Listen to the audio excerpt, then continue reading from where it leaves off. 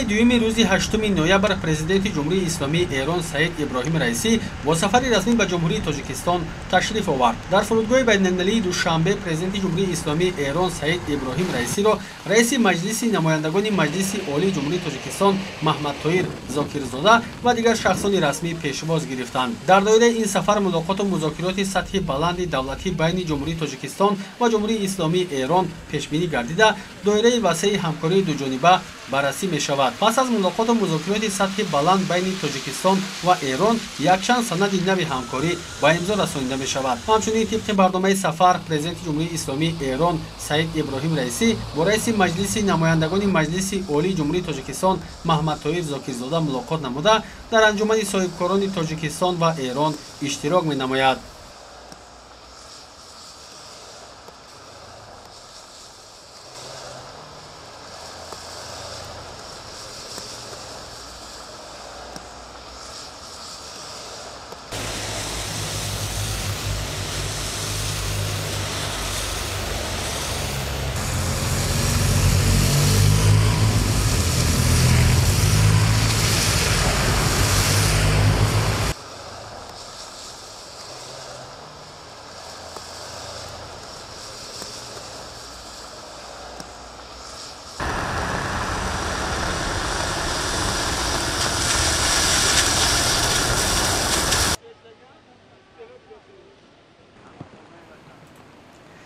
маросими истиқболи расмии раиси ҷумҳурии исломии Эрон дар майдони қасри миллат ки ба хотири пазироии меҳмон идона оро ёфта буд баргузор гардид.